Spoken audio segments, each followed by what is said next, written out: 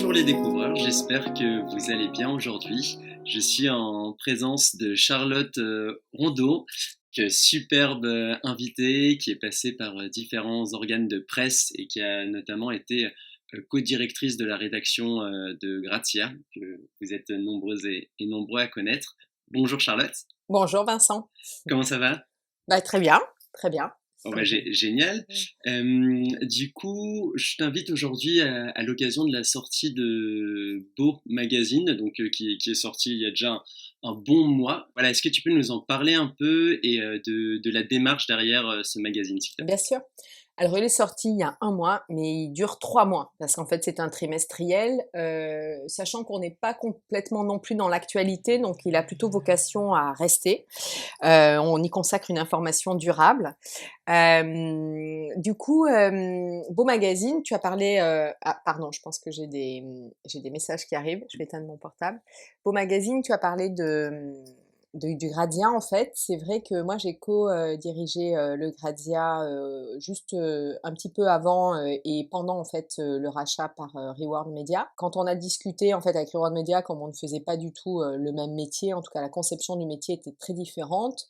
Une grande partie de la rédaction est partie, avec cette envie de continuer à faire un magazine de l'époque, parce que nous, Grazia, pour nous, c'était véritablement ça, c'est-à-dire qu'il prenait la parole pour une génération. Sachant que il y a 2 ans de ça, donc en 2019, quand on est parti du Grazia, les choses avaient changé depuis le lancement du Grazia en 2010, pardon.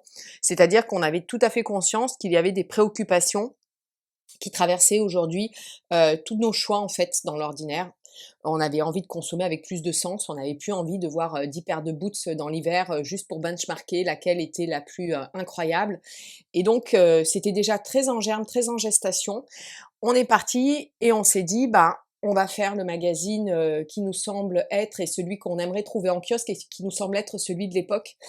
Et donc, on a travaillé pendant 2 ans à réfléchir à un concept, à la meilleure manière en fait de se dire, ben, aujourd'hui, créer et vivre ensemble et consommer aussi, enfin, j'ose le mot qui paraît être un gros mot, mais consommer, ça peut aussi être quelque chose qu'on utilise en positif. C'est-à-dire que ça nous permettrait de cultiver un impact positif si, à un moment donné, on consomme des produits qui sont faits avec respect de l'humain, de la matière, de la planète, de l'environnement, et du coup les consommer et aussi par derrière les réparer, les transmettre, c'est une manière d'inverser et de changer le système pour pouvoir se tenir un système souhaitable. Et c'est ce qu'on a fait.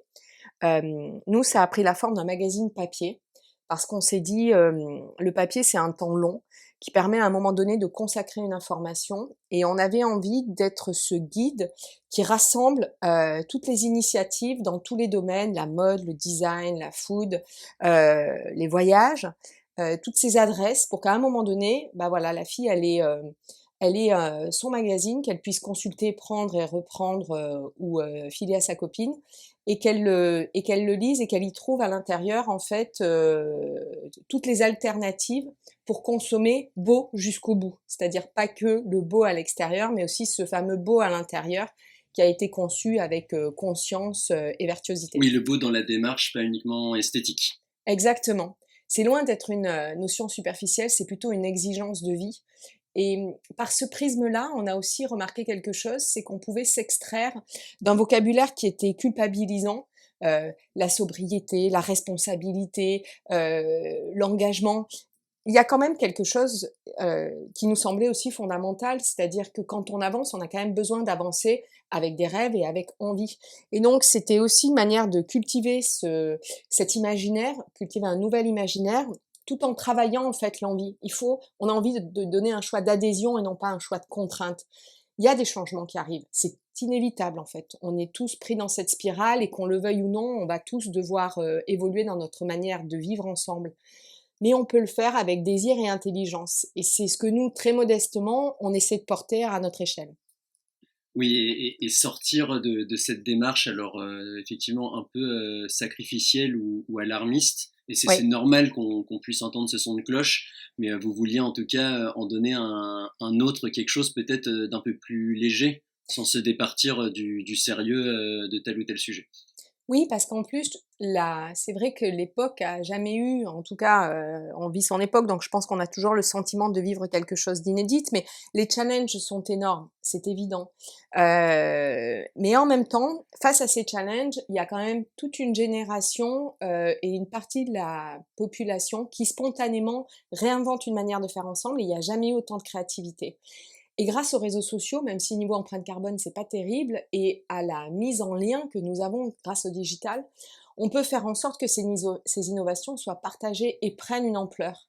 Et donc cet effet de caisse de résonance fait que la société civile, aujourd'hui les individus, toi, moi, on a la capacité de changer les choses, de faire différemment pour soi, et en faisant différemment pour soi, inspirer aussi d'autres, parce qu'on peut le faire savoir, parce qu'on peut le partager, et également être tout de suite accessible par le plus grand nombre.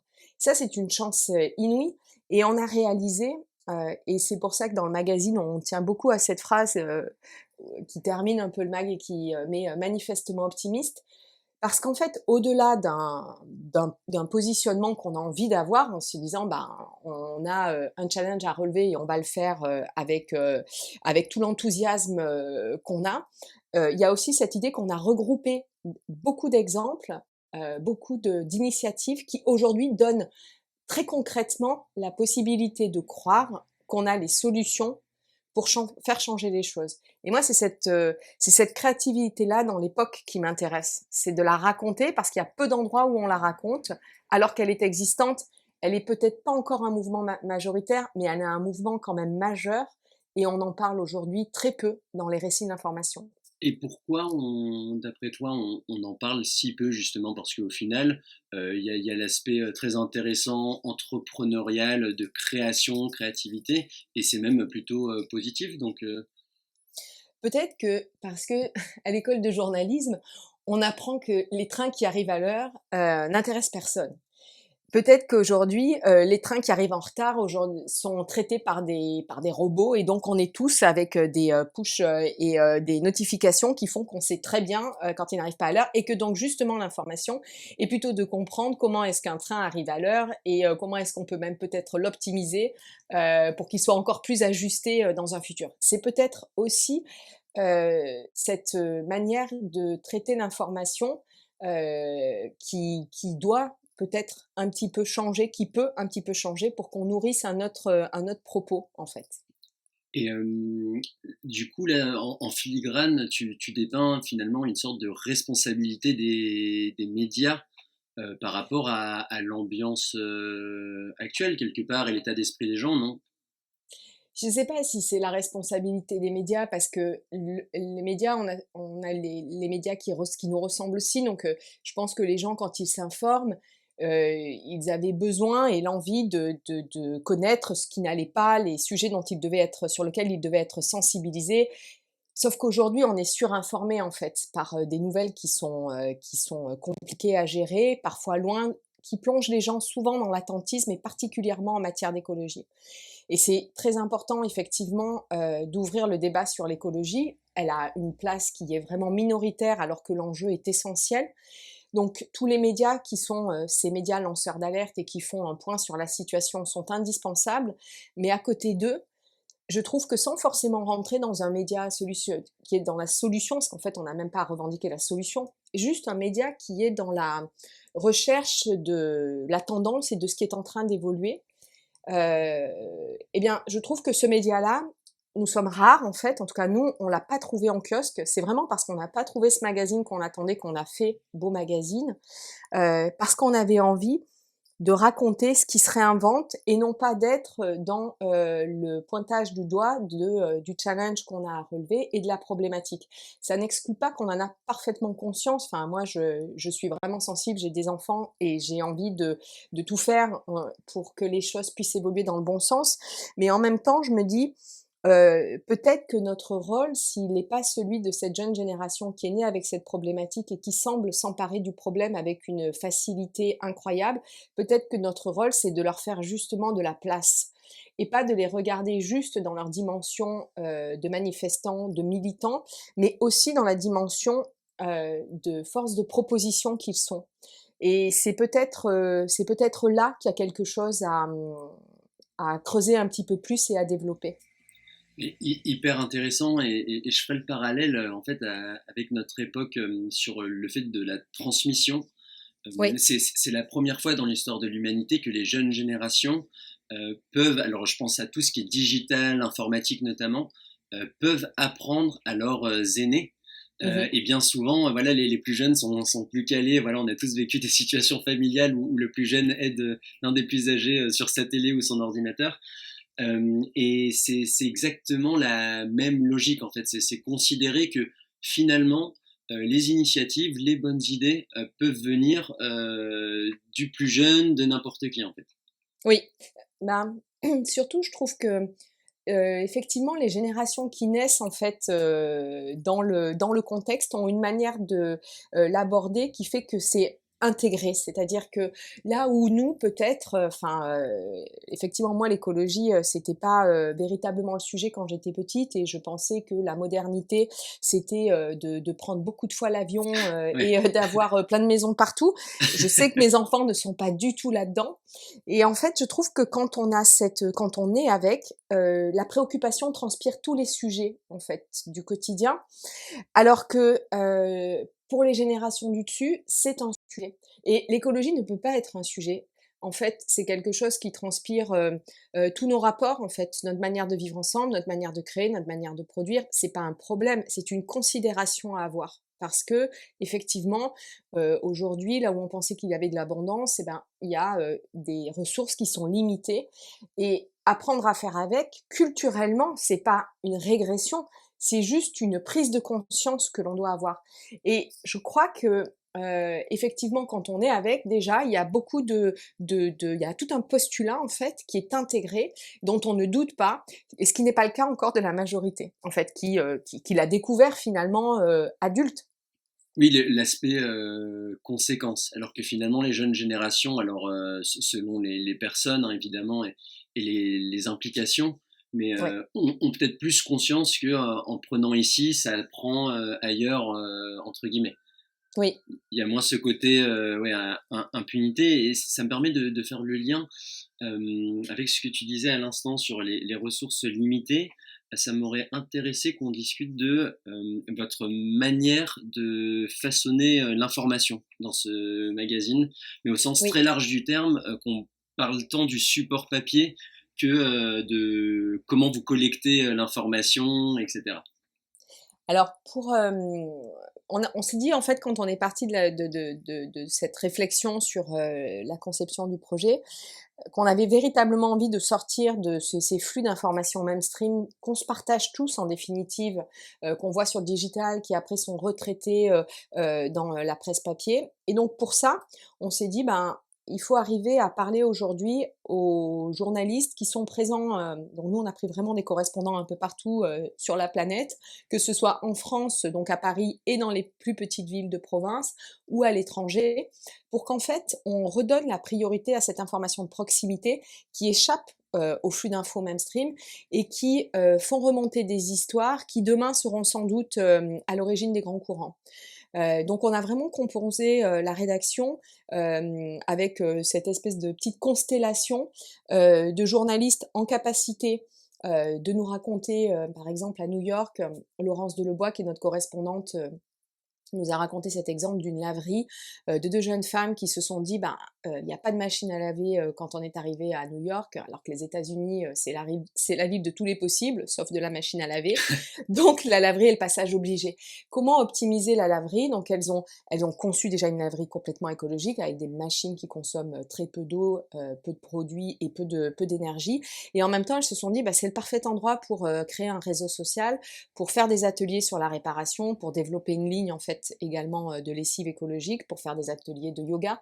Et du coup, ce passage contraint devient un moment de partage en fait choisi qui permet bah, de faire laver son linge, mais pas que. Et bah, c'est vrai que cette histoire, on l'a vue nulle part ailleurs. Donc nous, on a pu la raconter. Et le fait qu'elle soit racontée par quelqu'un qui vive à moins d'un kilomètre en fait de cette laverie, ça permet aussi qu'elle mesure les conséquences de ce que ça a sur le tissu local. Là où, si on envoyait un journaliste, outre le fait que niveau empreinte carbone, c'est toujours un petit peu déconnant ce genre de sujet, Ouais. mais en plus, il raconterait très factuellement en fait, ce qu'elles ont créé et il le ferait très bien. Mais les conséquences que ça a sur le voisinage, sur le tissu social, sur la mentalité, enfin finalement toutes ces petites données que, ne peut avoir qu'une personne qui vit véritablement sur place, nous échapperaient. Et nous, on a vraiment envie de travailler ces écosystèmes, comprendre qu'une initiative n'est jamais détachée parce que je pense qu'aujourd'hui, on est fondamentalement tous liés et c'est une prise de conscience à avoir à toutes les échelles de notre réflexion. Et donc comprendre que quand il y a une initiative, au-delà de cette initiative qui peut faire sens pour le projet en elle-même, c'est de voir toutes les possibilités et les résonances qu'elles peuvent avoir en fait déjà à un niveau local, puis à un niveau plus large national, puis à un niveau peut-être international. C'était ça notre position. Et en se disant que sans doute ce qui nous réunissait aujourd'hui, c'était ni le genre, c'est-à-dire que quand on est arrivé par exemple en kiosque, on nous a demandé vous êtes un féminin ou un masculin. Alors on ne s'est pas du tout retrouvé dans cette demande, ni les frontières, parce qu'on a conscience aujourd'hui de tout ce qui se passe dans chaque pays, mais plutôt les valeurs. Et donc c'était de se dire bah il faut qu'on regroupe cette communauté d'esthètes un peu exigeants qui veulent entreprendre, qui veulent soutenir aussi différemment, les raconter, les réunir. Et c'est pour ça qu'on parle beaucoup d'un mouvement aussi dans notre manière de communiquer entre nous, parce qu'on a vraiment le sentiment qu'on est un liant en fait à quelque chose qui est déjà tout à fait en ordre de marche sur le terrain. Oui, ce qui est intéressant, c'est que vous êtes aux antipodes du journalisme, entre guillemets, de Brève, où on va tous s'abreuver un peu au même endroit et on va voir la même dépêche au mot près, la virgule près sur différents médias. Là, vraiment, vous allez au plus proche du terrain, quoi. Oui, exactement. Je pense que c'est comme ça qu'on flaire le mieux aussi, les mouvements ce qu'on appelle les signaux faibles en fait, et les mouvements qui sont en germe. Mais aujourd'hui, on est quand même très hors sol en fait dans notre manière, de produire et même d'informer. Et c'est ce retour, je trouve à information de proximité, qui, permet de décrypter aussi, ce qui se passe réellement, sur le terrain. Et vraiment quand on a commencé à travailler sur le projet, heu, on y allait en se disant enfin, on parlait de beau, on se disait: «Mais est-ce qu'on peut utiliser véritablement ce mot?» La période est et on en avait pleinement conscience, extrêmement compliquée. Mais quand on a commencé à regrouper toutes ces informations et c'est que le numéro un, on en a plein pour le numéro 2 et le numéro 3. On s'est dit: «Mais il y a vraiment quelque chose en fait sur le terrain qui se passe, qui nous a échappé, mais qui se passe et qui fait sens». Oui, dans ce que tu décris, c'est drôle parce que à l'évocation de Beau, donc le nom du magazine, je trouve que rien que le mot, vu qu'il est positif, il met alors peut-être pas de bonne humeur, mais il donne le sourire, quoi. Ouais. Contrairement à d'autres noms de magazines peut-être un peu plus graves entre guillemets. Donc objectif atteint de ce point de vue. La question que je me posais, c'est que du coup, ce média, pour les gens qui viennent pas de tout ce monde, c'est un média indépendant, si je comprends bien. Oui. Comment ça se passe pour créer un média indépendant et quelles conséquences ça a aussi au quotidien et pour porter vos messages aussi? Alors, le média indépendant, c'est un peu, le petit pirate en fait. En tout cas, c'est David contre Goliath parce qu'aujourd'hui, effectivement, la presse est détenue par, quelques grands groupes et gros groupes de presse. Après, on voulait faire véritablement, cette information, divergente de ce qu'on voit, habituellement. Donc ça nécessitait d'avoir suffisamment de liberté et d'indépendance pour le faire. Alors, nous, on a été, un petit peu loin, c'est-à-dire qu'on évidemment, conscient de cette chaîne, et de cet écosystème vertueux dont on a envie de parler, il était évidemment inenvisageable qu'on ne se l'applique pas à nous-mêmes. Donc le magazine, on le conçoit, sur un papier issu des forêts européennes durables, on imprime avec de l'encre végétale qui n'est pas sans conséquence parce qu'il faut 10 jours de séchage, donc tout ça a un coût en fait et un coût temps et un coût financier. On imprime à Poitiers, on a choisi de faire une impression à la feuille pour pas avoir de perte papier. Bref, tous ces choix ont pas allégé le coût, mais effectivement l'ont augmenté. Et puis on avait aussi le besoin et l'envie de payer tous les journalistes et tous les photographes et tous les contributeurs en fait du magazine à leur prix. Et donc pour ça, ça nous a demandé de faire rentrer un petit peu de pages de publicité. On a une quinzaine de pages de publicité sur 196 pages d'édito, sachant que la publicité et l'édito sont pour nous évidemment séparés et n'ont pas de dialogue en fait entre eux. Simplement, les pages de publicité qui rentrent dans Beau Magazine intègrent un écosystème, donc on est a priori dans le même état d'esprit et on partage les mêmes valeurs. Et après, le magazine est vendu à 16 € en kiosque. Donc 16 €, c'est un trimestriel et c'est un prix. C'est, je sais pas, 3 fois effectivement le prix d'un mensuel. Mais en même temps, c'est à ce prix-là qu'on peut financer toute cette chaîne de fabrication de l'information, de fabrication du papier, avec cohérence. Donc on a vraiment fait le prix en fait en fonction de tout ce que nos exigences nous coûtaient. Et pour nous, c'était important de le faire parce qu'on s'est dit si on commence à transiger en fait dès la conception du magazine, eh bien, on va faire rentrer une information qu'on assume mal. Je vais demander à des journalistes de travailler sans être payés parce qu'ils le feront pour leur engagement ou leur conviction.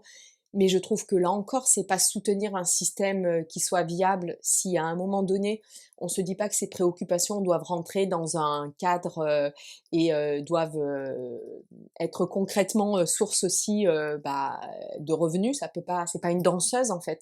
L'écologie, c'est pas une danseuse. Ou les préoccupations que porte le magazine, c'est pas euh, comment dirais-je en dehors des réalités. C'est vraiment une préoccupation qui fait partie de notre ADN, donc on doit l'organiser dans le temps. Donc voilà, tout ça nous a animés au début et on a avancé avec intégrité sans se ménager sur aucun des aspects en fait du projet. Ce qui est intéressant, c'est que tu as dit, c'est 16 €, c'est 3 fois le prix d'un mensuel. Mais Oui, au final, il y a plusieurs choses. Le premier point, c'est que vu que c'est un trimestriel, même au niveau du prix, quelque part, on s'y retrouve.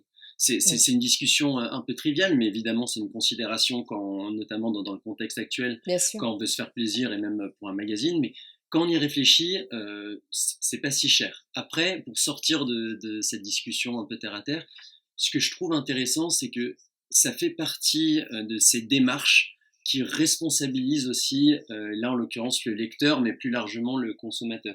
C'est que pendant des années, je pense qu'on nous a mal habitués au niveau de la valorisation de ce qui était produit, de ce qui était conçu.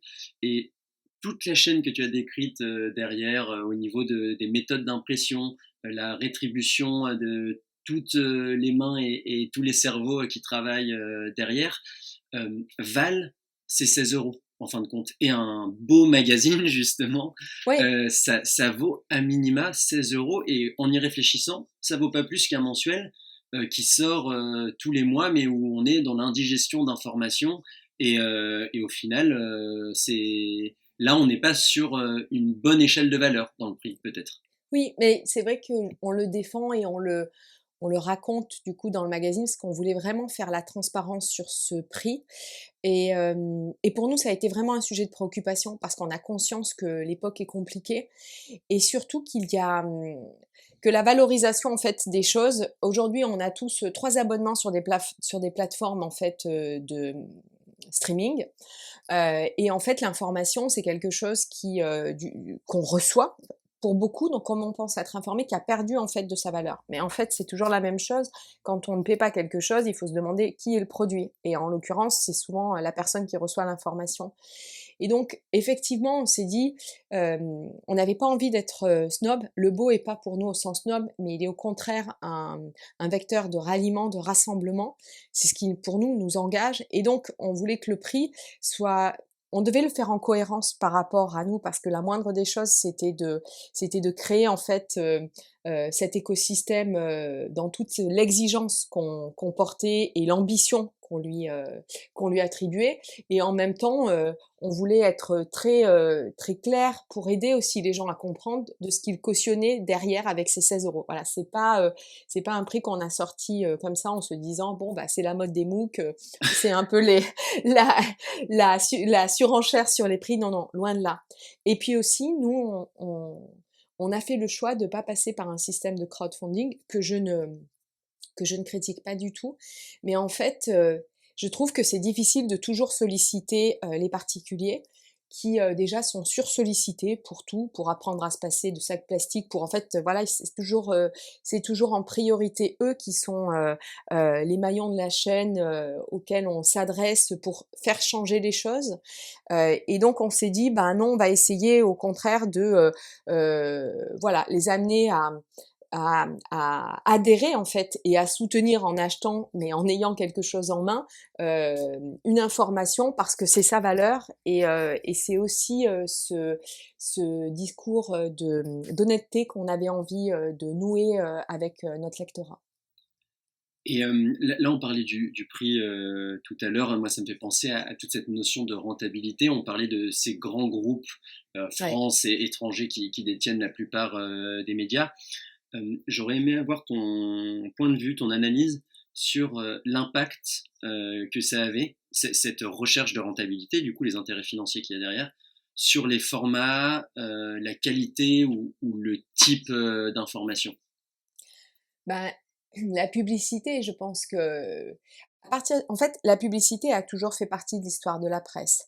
Mais à partir du moment où l'assiette de la publicité est nettement plus importante que les bénéfices générés par l'achat du magazine, effectivement, ça crée une situation de déséquilibre en fait en termes d'équilibre des forces dans une rédaction qui fait que, ben, effectivement, les annonceurs ont tendance à avoir des exigences et ces exigences sont d'autant plus entendues qu'elles deviennent vitales en fait pour la vie d'un magazine. Ça, c'est la problématique de tous les magazines commerciaux et c'est de ça dont on voulait véritablement s'extraire également parce qu'au Gradien, on avait ces enjeux-là. Charlotte? Ouais. Oui, excuse-moi, je te coupe, mais là pour bien comprendre, la plupart des magazines, journaux, dans ce que tu dis, se rémunèrent majoritairement par la publicité et non les achats ou les abonnements. Le modèle est Oui, classique, en tout cas, c'est ce que tu es en train de dire. Que les gens oui, tout à comprennent. fait. D'accord. Oui, parce que petit à petit, effectivement, je pense que le passage en kiosque est devenu moins habituel, que nos smartphones occupent beaucoup de place, que du coup, bah, il a fallu produire et produire autrement. Et donc, effectivement, là où on avait des chiffres de vente qui étaient extrêmement importants et qui permettaient en définitive d'équilibrer les recettes qui étaient générées par la vente des magazines et les recettes publicitaires, bah, cet équilibre aujourd'hui il est clairement rompu et c'est ce qui fait que bah, voilà il y a beaucoup de critiques enfin sur sur la presse dite plus commerciale parce que voilà il y a une page de pub qui est aujourd'hui un peu plus dévorante sur le contenu rédactionnel. Donc après, il y a cette presse indépendante aujourd'hui qui émerge, mais qui effectivement émerge avec un coût de fabrication plus important parce que bah, parce qu'effectivement elle répond pas ou elle cède pas aux mêmes enjeux et donc ça a un prix effectivement de la produire avec cette indépendance et cette liberté là. Oui, donc là, la question qui me vient, c'est la lectrice, le lecteur doit choisir. Soit c'est moins cher, mais il consulte ou il peut rapidement consulter un catalogue de publicité, soit il met le prix parce que c'est une information qui est dense et de qualité. Et là, en l'occurrence, il y a un peu moins de publicité en fait. Oui, Ça, puis clairement, en fait, au-delà du catalogue de publicité, donc du nombre de pages, je pense qu'il y a une information qui fait qu'elle arrive aussi par tout un flux en fait qui est déjà bien économiquement en fait orchestré et donc c'est pour ça qu'on voit souvent on tourne en rond sur les mêmes marques, sur les mêmes profils. Enfin voilà, il y a derrière il y a une voilà, il y a des grands flux d'informations qui sont facilement accessibles et donc qui permettent d'avoir un traitement, heu, j'ai envie de dire, rapide de l'information, et donc voilà, c'est ce qui fait qu'on passe peut-être un petit peu moins de temps à lire un magazine que hier, parce qu'il y a beaucoup d'infos qu'on avait déjà vues sur le digital. Les marques aujourd'hui sont toutes devenues communicantes avec Instagram, donc elles ont aussi ces velléités-là, donc on les raconte beaucoup moins, elles prennent la parole. Tout ça, c'est un état d'esprit qui fait que c'est une information qui est un peu plus guidée. Alors on est dans un monde bavard. Ça, c'est sûr, on est dans un monde bavard qui parle plus que ce qu'il s'écoute, et ça, c'est un problème. Donc la question, c'est de savoir si on veut arriver à pas toujours avoir ce sentiment d'être noyé et au final de ne rien retenir d'une information pour soi, c'est là où on parle de prescription, et nous on a envie justement de prescrire ces courants, ces nouveaux courants, ces nouvelles marques, ces nouvelles initiatives. Quand on a des marques ou des acteurs en fait de l'économie traditionnelle qui sont plus installés, on a envie de les raconter autrement, c'est-à-dire de mettre en lumière ce que peut-être eux ne racontent pas, ou ce qu'on ne voit pas, mais qui pour nous nous intéresse parce que ça fait sens. Euh, c'est ce monde-là qu'on a envie de soutenir en fait. C'est pas, on n'a pas envie de porter un discours qui est un discours de toute façon de consommation, et ça c'est pas notre propos. Ce qu'on a envie de porter, c'est comment est-ce que culturellement on fait autrement, c'est-à-dire que on prenne du plaisir à un moment donné à se dire, ben acheter quelque chose ou posséder quelque chose qui a vieilli ou qui a été fait à la main avec des imperfections, aujourd'hui, c'est plus désirable que de posséder 10 fois cette chose et de l'avoir jetée dans une société un peu plus Kleenex. C'est ça notre enjeu. Par exemple, hier, j'avais une discussion avec une jeune marque Beauty Disrupted qui s'est lancée sur un segment premium sur la beauté, en fait, marque de cosmétiques solide, pardon. Et en fait, je disais, mais il y a toute une éducation, une approche à avoir pour que les gens retrouvent la manière de se shampouiner avec un savon solide. Et effectivement, ça permet après d'avoir accès à des produits qui sont parfois de bien meilleure qualité, d'éviter de polluer la planète avec une consommation de plastique dingue, parce que finalement sa bouteille de shampoing ou de savon, elle fait 10 jours et après on la jette, et même si c'est recyclé, ça reste un déchet concret. Mais il faut l'accompagner de tout le rituel geste qu'on peut aujourd'hui, voilà, que les gens n'ont pas, parce que pareil, les jeunes générations sont pas nées avec une savonnette en fait, donc bah, comment est-ce qu'ils se l'approprient? Les objets qui vont avec pour, voilà, un porte-savon, c'est tout bête, mais c'est un objet qui s'est perdu. Donc ce sont toutes ces réflexions-là aujourd'hui qui nous accompagnent et nous intéressent, parce qu'on se dit, on laisse pas les gens dans la nature en leur disant il faut faire comme hier, c'est pas du tout notre propos. Non, c'est de récupérer l'intelligence ou le bon sens d'hier, en fait, avec la modernité d'aujourd'hui. Ça change tout. Et pour l'avoir lu, ce qui m'intéresse aussi d'évoquer, c'est, tu y as un peu fait allusion, c'est le fait de raconter. Et c'est vrai que dans Beau Magazine, j'ai eu le sentiment que bon nombre de sujets, de thèmes étaient abordés comme le récit d'une histoire. Et Oui. on en revient sur justement ce côté rêve, projection, s'échapper un peu du quotidien. Ça fait du bien de lire une histoire. Depuis que le monde est monde, on aime écouter, lire des histoires. À l'inverse justement de cette communication de l'information qui est très souvent très froide, quasiment télégraphique et factuelle, où il y a peu d'analyse ou en tout cas peu de profondeur dans le récit. Oui, et c'est marrant parce que en conférence de rédaction, il y a 2 jours, je disais, quand on fait des conférences de rédaction, chaque journaliste arrive avec un sujet enflammé. Ah, heu, cette personne qui a inventé un Palladio à Lisbonne, c'est un Palladio, donc on en parle dans le magazine. Je donne cet exemple, parce que les auditeurs pourront le retrouver dans le mag. C'est, Julien Labrousse qui a créé un Palladio dans lequel on vient expérimenter de l'art vivant, c'est-à-dire qu'on est servi par des acteurs, donc on se retrouve à chaque fois plongé dans une scène complètement incroyable. Et donc on s'est posé la question, on s'est dit, mais est-ce que demain le voyage ce sera pas ça? Est-ce que demain le voyage ce sera pas aller au coin de la rue et de vivre une expérience de dépaysement? Parce qu'aujourd'hui parfois on va très très loin et on n'a plus ce dépaysement, globalisation oblige, pardon. Et donc, est-ce qu'il n'est pas en train de réinventer une manière de s'enrichir quand même culturellement, artistiquement, de se dépayser en concevant des lieux dont on peut vivre des choses fortes et inédites. Et donc, ça nous a enflammés parce qu'en plus le projet était incroyable. Et puis après, on l'a raconté d'une manière plus posée, plus objective. Et je disais, si les réseaux sociaux aujourd'hui pour nous ont du sens, et c'est ce qu'on fait sur notre compte Instagram, TikTok et Twitter, enfin sur nos réseaux, c'est de se dire cette petite part de passion qui parfois est pas forcément fonctionne pas forcément avec l'objectivité d'un journaliste qui a besoin quand même de raconter les choses d'une manière un peu posée et claire. Eh bien, c'est sur les réseaux qu'on va la mettre parce qu'on est fondamentalement animé par ce qu'on trouve et que j'ai cette petite frustration de me dire on n'arrive pas à suffisamment le faire transpirer après parce qu'on a envie que les personnes qui le lisent puissent aussi se faire leur avis, qu'elles aient quand même quelque chose. Et voilà, il suffit pas de dire ah nous on a été emballés, c'est formidable, allez-y.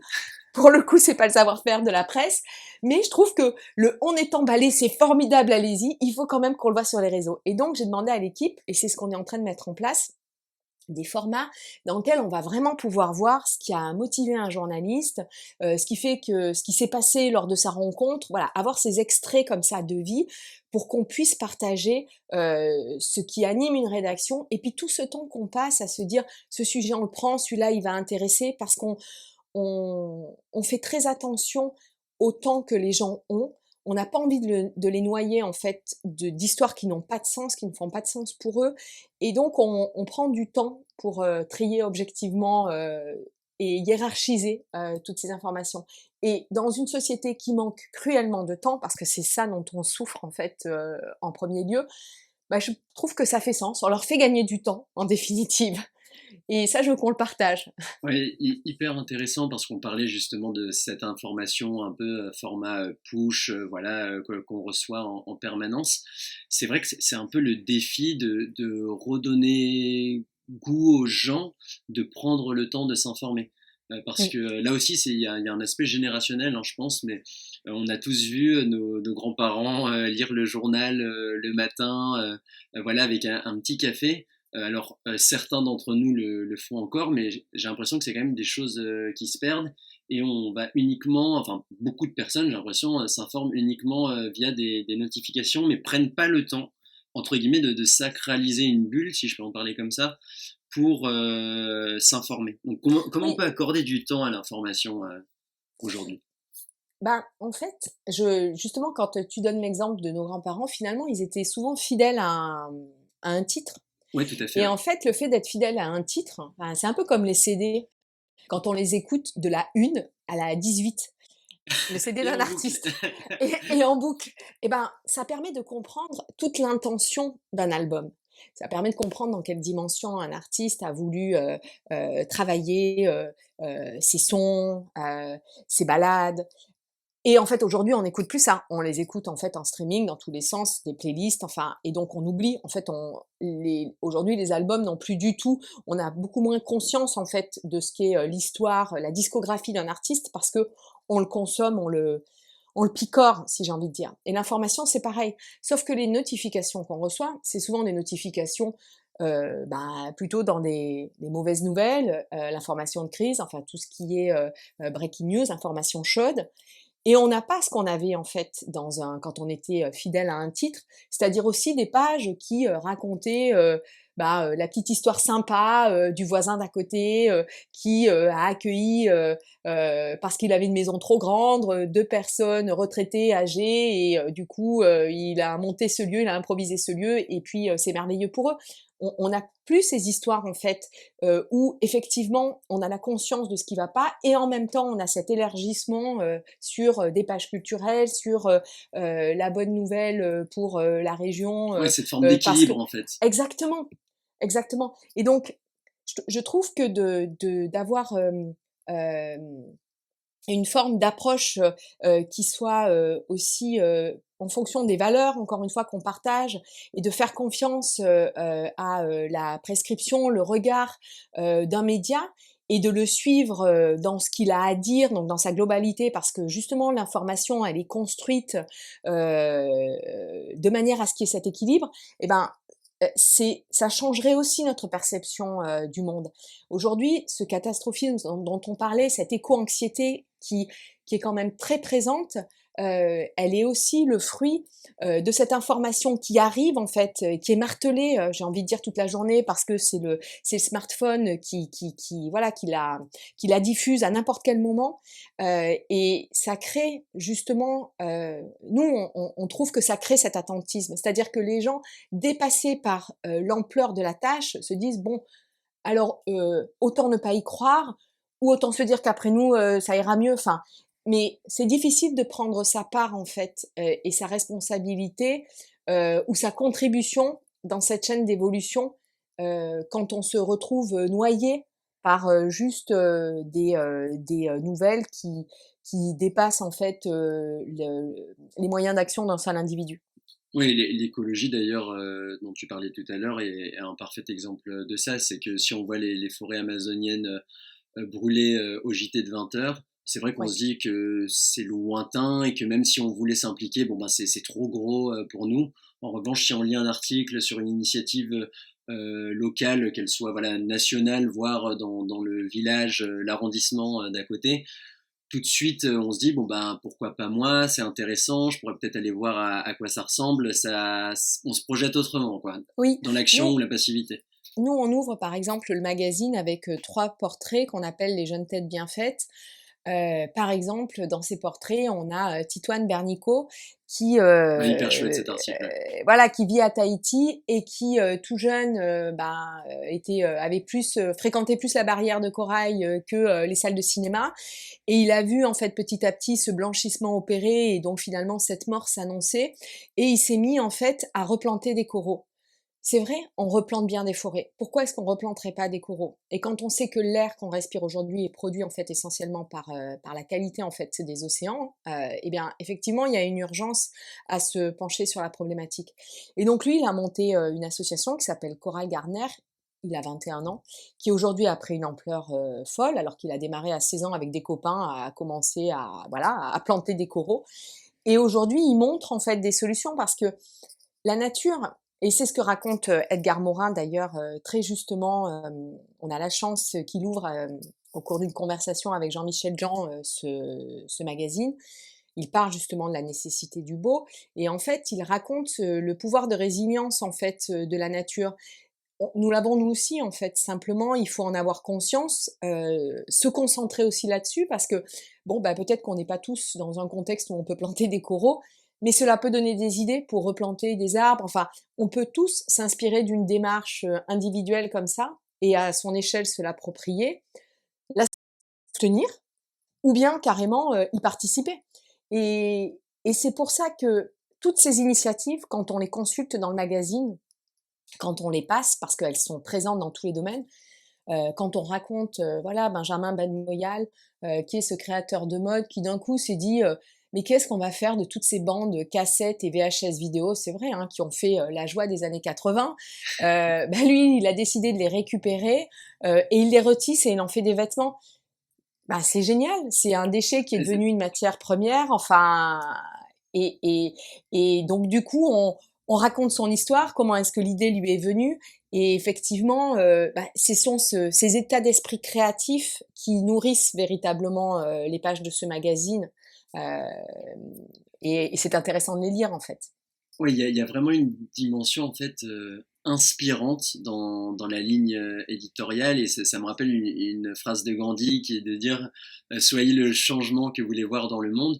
On est un peu là-dedans, c'est que c'est finalement Beau Magazine et j'espère de plus en plus d'autres contenus pousse à l'action, donne envie soi-même de se projeter sur l'action, à l'inverse de cet attentisme qui est lié à ce trop-plein d'informations, par quoi commencer, de toute façon ça me dépasse et c'est Oui, quasiment pas mon rôle, entre guillemets, d'agir.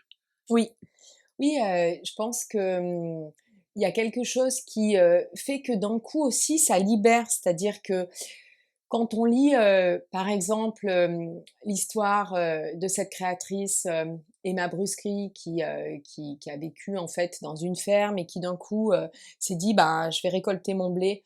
Oui, mais elle aimait faire de la mode aussi. Et bien du coup, son blé, elle le récolte, elle le tisse et elle fait aujourd'hui des vêtements, d'une élégance et d'une finesse rare. Hem, c'est d'ailleurs, la couverture de notre magazine.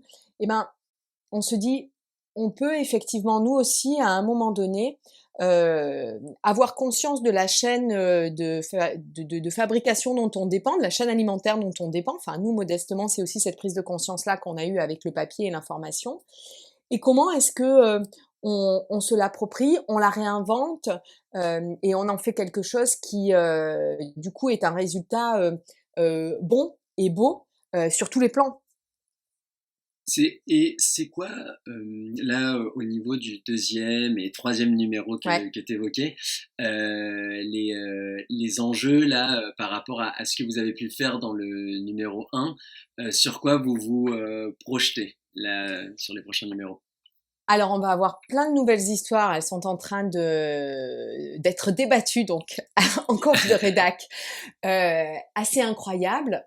Pareil, sur des initiatives, pardon, dont on n'imagine pas ni l'ampleur ni la force de créativité.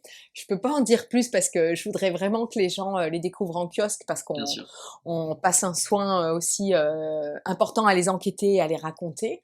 Après nous, ce qu'on a véritablement envie, c'est que, et ce qui est compliqué, c'est de se dire, voilà, arriver à ce que les gens puissent se poser parce que je pense qu'il faut faire l'expérience d'une lecture pour comprendre ce que j'essaie en fait de partager, aujourd'hui. Heu, Parce que c'est encore une fois, je pense qu'on est très plombé par, l'époque et que rien ne semble aller bien aujourd'hui et tout sera pire demain, en fait. C'est quand même vraiment dans cet état d'esprit que la plupart des gens sont. Et ça me touche quand les premières réactions qu'on a, c'est voilà, quand on se présente et qu'on dit beau, les gens pour la plupart nous disent ah ça fait du bien. Mais en Ouais, fait, c'est ça fait exactement ce pas. que j'allais te dire, ouais, moi la lecture de Mais ce magazine, m'a fait du bien quelque part. voilà, et c'est ça que j'invite, c'est-à-dire que ça fait du bien de le dire le mot, et c'est premier effet. Mais en fait, surtout, c'est d'essayer l'expérience de cette lecture parce que je ne peux pas raconter ce qui pour nous s'est passé parce que ça a été j'ai l'impression que quand on lit, c'est le même cheminement qu'on a fait quand à la rédac on a porté ce projet. C'est qu'à un moment donné, quand ces initiatives, foisonnaient comme ça, on s'est dit on avait, plus que l'intuition, la conviction que quelque chose de mieux était véritablement existant. Souvent, on faisait j'ai souvent fait la comparaison avec le fooding. J'ai démarré dans la presse à peu près où ça s'est lancé il y a 20 ans et ce mouvement, en fait, mettait des mots, sur un mouvement qui était, totalement déjà, très présent, très majeur, en fait, dans la gastronomie. C'est-à-dire que les gens avaient plus tellement envie, s'attabler, d'une manière, très stricte, avec tout un protocole et un cérémonial, sur des tables étoilées. Mais par contre, ils étaient très exigeants sur ce qu'ils mangeaient et donc c'était à un moment donné de se dire: «Bah, comment est-ce qu'on raconte, ces nouveaux, foodies, en fait?» Ils ont créé le fooding. Et nous, on a l'impression qu'en fait, on met des mots sur déjà cette communauté qui est existante, parce que les gens ont plus envie, d'acheter, n'importe comment, de se retrouver, dans des hôtels, qui gaspillent, ou qui sont pas exigeants dans leur manière de recevoir, en fait. Et donc c'est pour les raconter, en fait, qu'on s'est créé. Et mais c'est pas nous qui le voilà, on fait que poser des mots et en même temps, c'est ce qui donne aussi toute la caisse de résonance, à ce qui existe. Oui, hyper important là, ce que tu soulignes, c'est qu'effectivement il y a le savoir-faire alors de tous ces créateurs, ouvriers, artisans et même les gens en règle générale. Mais il y a le faire savoir et on vit dans une société de communication, on en parle depuis tout à l'heure et s'il y a personne, pour, mettre en lumière ces initiatives ou si elles-mêmes ces personnes ne se mettent pas en lumière, pour des raisons qui peuvent être tout à fait louables, hein, par humilité, Et puis par temps, c'est-à-dire que souvent les gens quand ils créent et quand il y a des métiers, enfin je pense à l'artisanat notamment, bah, c'est vrai que c'est très chronophage, Tout à fait, ouais. et du coup effectivement, ils se mettent pas en avant parce qu'ils ont pas le temps et aussi pour échapper parce que c'est il y a des écrins finalement pour raconter, je sais pas, on parle d'un Jean-Guillaume Mathiot qui fait, des objets, qui sculpte en fait, à partir du bois. Il travaille à Fontainebleau. Bien, effectivement, il faut un écrin pour recevoir son histoire, pour avoir le temps de comprendre comment est-ce qu'il choisit ses armes. Enfin, parce qu'il y a vraiment toute une approche en fait, engagée dans sa démarche qui, au-delà du bel objet, en fait, fait sens tout le long de la conception en fait, de son approche, créative. Et nous, en tout cas, on a créé un écosystème où on pose les choses et les gens, en fait, qui cohabitent en fait les uns avec les autres sur ce territoire de Beau sont dans le même partage de valeurs. C'est compliqué d'arriver, de raconter cette histoire où effectivement il a un respect fondamental pour le bois qu'il abat et qui sculpte. Et puis derrière, avoir une information, je sais pas moi, de fast fashion qui déboule sur 10 pages. C'est quand même, voilà, c'est un peu schizophrénique en Ouais, ouais, fait. c'est un peu Donc incohérent, ouais. voilà, donc il faut aussi, je pense qu'ils sont aussi à la recherche d'espaces qui font sens pour eux. Parce qu'encore une fois, souvent ces gens ont cette approche euh, en termes d'écosystème de leur manière de travailler. Et donc, effectivement, les gens avec lesquels ils rentrent en interaction, que ce soit pour les raconter, mais que ce soit aussi pour fabriquer, eh bien, ils ont un partage de valeurs, en fait, entre eux. Oui, c'est que finalement, être publié dans un média où justement il peut être entre deux articles catastrophes et qui n'ont rien à voir avec leur démarche, ça dénaturerait un peu ce qu'ils font ou ce qu'ils veulent apporter aux gens. Et Beau, Oui, c'est une belle estrade pour le faire. il y a une cohérence en tout cas. Du coup, on parle pas d'un objet unique qui a mis 100 heures ou 150 heures à être sculpté à côté d'un meuble en kit placo. Et c'est pas un problème que les deux existent, mais Oui, c'est juste que ça peut être vexant. zapper de passer de l'un à l'autre, enfin en tout cas, ou alors il faut vraiment je sais pas, un pont musical, une transition pour arriver à ce que les gens comprennent et puissent faire la différence. Nous, ce qui nous intéresse à chaque fois, c'est de raconter notre rapport aux choses et de comprendre quand on choisit euh, les conséquences que ça a. On peut acheter un meuble en placo en kit, c'est aucun problème, à condition que son accessibilité fasse pas que derrière il ait moins de valeur en fait aux yeux de celui qui le possède. Si on le garde 30 ans et qu'on arrive après à le mélanger avec d'autres belles choses, c'est formidable. Mais si en fait derrière c'est juste une facilité pour lui enlever de sa valeur intrinsèque, en fait, là, c'est compliqué. Tu aurais, là on arrive sur la fin de notre Ouais. échange, un livre à nous recommander, hors magazine Beau évidemment, mais Alors, moi, j'aime beaucoup. Bon, bah, c'est en plus une personne qui a plein de qualités humaines. Le dernier livre de Varam Muratiam, qui est Va au Japon, parce que il a pris un parti pris assez intéressant. C'est un livre d'illustration où en fait il s'est amusé à réinventer ce que pourrait être le guide, c'est-à-dire que il raconte le Japon à travers des anecdotes et des symboles un petit peu forts, ce qui permet en fait à ceux qui y sont allés de retrouver très clairement ce qu'ils ont pu vivre, soit dans le rapport très respectueux qu'on a aux choses, soit dans l'expérience qu'on peut faire quand on emprunte le Shinkansen, qui est le train un peu futuriste qui relie Tokyo à Kyoto. Et en même temps, pour ceux qui n'y ont pas été, eh bien, c'est une petite immersion comme ça, imaginaire, dans le Japon. Et peut-être que c'est une manière de voyager sans se déplacer, qui serait un bon intermédiaire au voyage à la réalité virtuelle qui personnellement me fait flipper. Donc j'aime bien le postulat de ce livre et je le trouve très beau à posséder et à conserver sur sa bibliothèque, dans sa bibliothèque. super Voilà. recommandation, merci beaucoup. Et une citation du coup. Alors, Après, il y en a une que j'aime bien, mais ouais, le nom est extrêmement casse-figure parce que c'est un philosophe coréen allemand Mais c'est Oula. une philosophe c'est une citation qui n'est pas anodine parce qu'elle est affichée en fait à la rédac. C'est le beau, c'est ce qui nous engage, l'expérience de ce qui nous lie. Et donc attention, c'est Byung-Chul Han qui l'écrit. Et pour nous, c'est vraiment ce qui raconte le dynamisme que nous mettons dans ce mot beau, parce que c'est vraiment pour nous un mot de ralliement. Et je trouve qu'il le raconte très bien à travers ces deux phrases. Voilà.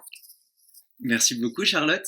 Avec plaisir. Et du coup, par rapport à ce magazine dont on a beaucoup parlé, donc Beau, Oui. là c'est vraiment, bon, j'ai aucun intérêt économique à en parler ainsi, mais vraiment hyper agréable à lire. Le contenu, on l'a pas mal évoqué, hyper enthousiasmant, positif.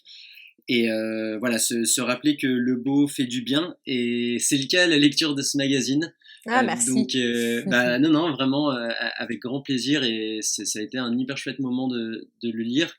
Donc là, pour les fêtes aussi, ça peut être un petit cadeau sympa de Secret Santa, voilà, entre collègues, entre amis, à glisser sous le sapin.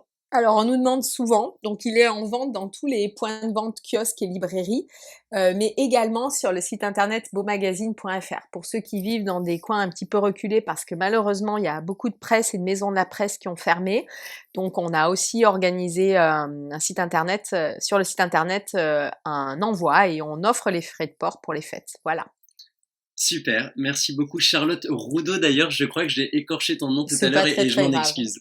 Pas de problème. À très bientôt, merci. À bientôt.